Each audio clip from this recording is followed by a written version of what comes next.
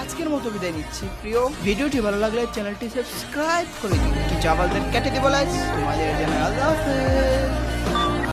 Kuala Lumpur, a 30-year-old soldier has been arrested on a suspicion of driving under the influence of alcohol. মানে এখানে যে অ্যাক্সিডেন্টটা ঘটাইছে তার বয়স 31 বছর আর সে একজন সোলজার। সে অ্যালকোহল সেবন করে গাড়ি চালাইছে। মানে বুঝতেছো, এটা পড়লে তোমরা বুঝবা।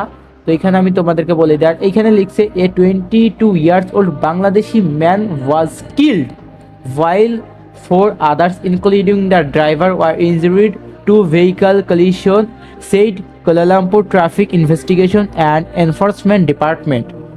মানে এখানে বলা হয়েছে 22 বছর বাংলাদেশি একজনকে হত্যা করা হয়েছে, ডিরেক্ট কিল্ড। দুইটা গাড়ির সাথে সংঘর্ষের কারণে এখানে 4 জন আহত, ড্রাইভার সহ, এবং অ্যাডভান্স গেমিং এখানে মারা গিয়েছে। আর অ্যাডভান্স গেমিং এর স্ত্রী আদিবা, সে এখন হাসপাতালে, ওই কোলালামপুর হাসপাতালেই চিকিৎসারত আছে। সেও গুরুতরভাবে আহত। গাইস, অ্যাক্সিডেন্টটা হয়েছিল 5:38-এ। আর এখানে লিখছে the offence caries A maximum prison term of 15 years and a fine of up to RM 100K। মানে এখানে তার ম্যাক্সিমাম 15 বছর কারাদণ্ড এবং 30 লক্ষ টাকা অর্থদণ্ড। এইটার বাংলাদেশি টাকায় আসে 30 লক্ষ টাকা। মানুষকে কখন কিভাবে মারা যাবে এটা আসলে আমরা কেউ বলতে পারি না। আজ আমি এই দুনিয়াতে আছি, কাল নাও থাকতে পারি। মৃত্যু কিভাবে আসে, কখন আসবে এটা বলে আসবে না। মৃত্যুর কোনো বয়সও হয় না, যে কোনো সময় একজন মানুষ এই পৃথিবী ছেড়ে চলে যেতে পারে। অ্যাডভান্স গেমিং এর এই অকাল মৃত্যু কারোরই অ্যাকসেপ্ট করা সম্ভব হচ্ছে না। অ্যাকসেপ্ট করবে কিভাবে? তার ভালোবাসার মানুষ 8 লক্ষেরও বেশি। এত এত মানুষ তাকে ভালোবাসে, তার এই অকাল মৃত্যুকে এত সহজে মানুষ অ্যাকসেপ্ট করে নেবে? সম্ভব না।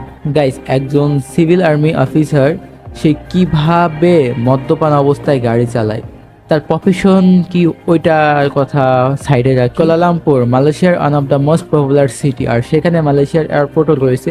তো সেরকম একটা জায়গায় একজন মদ্যপান করে কিভাবে গাড়ি চালায়, সেখানকার ট্রাফিক পুলিশ বা দায়িত্বরত যেসব মানুষ রয়েছে তারা কি সেগুলো চেক করে না? কিভাবে চালায়? অ্যাডভান্স গেমিং হয়তো মারা গিয়েছে, কিন্তু তিনি আমাদের মনে সবসময় থাকবে।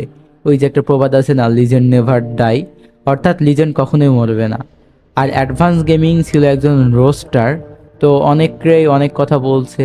তো গাইস, আমি তোমাদেরকে রিকোয়েস্ট করব, তার কথায় যদি কেউ কখনো কোনো দিক দিয়ে কষ্ট পেয়ে থাকো তাকে মাফ করে